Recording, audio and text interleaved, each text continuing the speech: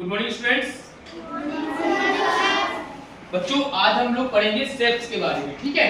तो आपको मैंने पहले ही बता रखा है कि 2D शेप्स और 3D शेप्स में क्या डिफरेंस होता है।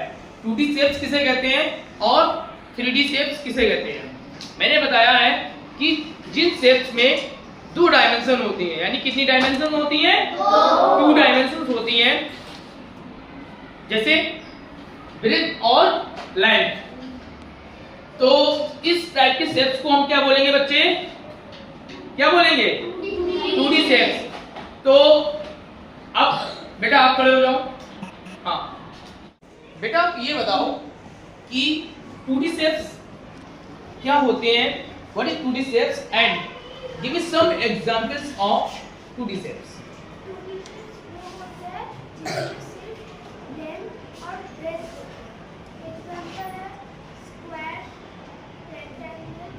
Very good.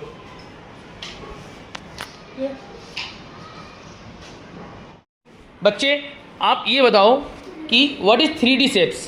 3D शेप्स वो शेप्स हैं जिनके 3 डायमेंशंस होते हैं, लेंथ, ब्रेथ और height. Example cube, cuboid and cone and cylinder. Very good बच्चे, वेरी गुड। बच्चे now anybody know what is the name of this shape? Cube. Okay, you know the name of this shape, very good. So कौन बताएगा कि बच्चे कि इस shape, ये जो शेप है वो कितने डायमेंशन शेप है, कौन बताएगा, हैंड अप करें। Very good. फिर से बोलो, how many dimension in this shape? 3 dimension. 3 dimension. Okay, very good. Sit down. Students, are you know that what the difference between circle and sphere? Anybody know? Okay. हाँ, yes. Woman. Okay.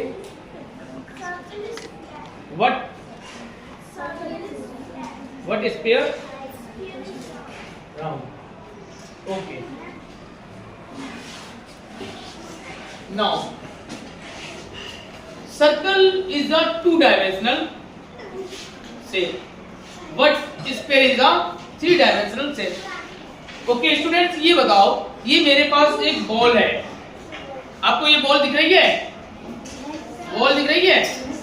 तो ये जो ball है हमारी, ये sphere होगी या circle?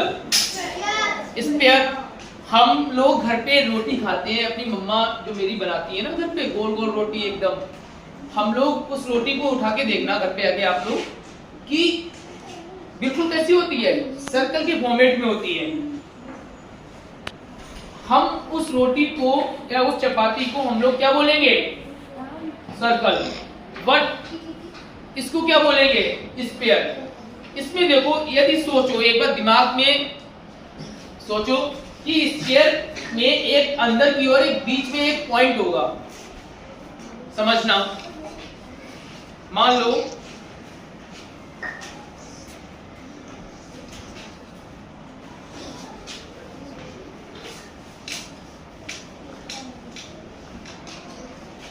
जैसे मान लो ये मेरी एक बॉल है बच्चे, ये हमारे पास एक क्या है, बॉल है मेरे पास। इससे हम लोग क्या खेलते हैं, क्रिकेट खेलते हैं, ठीक है, ठीक है, क्या कहते हैं, क्रिकेट खेलते हैं। अब ये बॉल के अंदर की ओर हम जाएं, जब हम मान लो बॉल को इसको काट दें, ध्यान से देखना, ये बॉल है और इसको मैंने इस तरीके से कट कर दिया,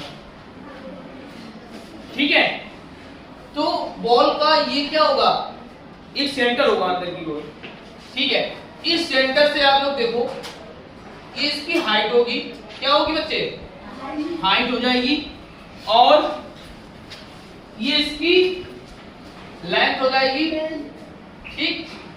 और नीचे की ओर और कहीं ना कहीं इसकी ये ब्रेथ हो जाएगी। मतलब इसमें मैं बोलूं तो इसमें आपके 3 डायमेंशन होती हैं, इसीलिए इसको हम लोग 3 डायमेंशन बोलते हैं। और 3 डायमेंशन होती किस तरीके से हैं आपको बताते हैं। ये आपको समझ में नहीं आ रही होगी, मैं बताता हूँ। एक ऐसे होती है, एक डायमेंशन ऐसे होती है, और एक डायमेंशन इधर के लिए, ऊपर के लिए। देखो एक डायमेंशन इधर के लिए होगी,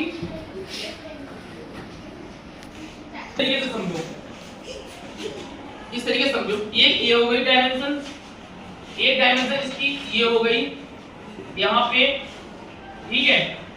और एक डायमेंशन बच्चे कौन सी हो गई इसकी, यहाँ पे ऊपर के लिए, समझ गए।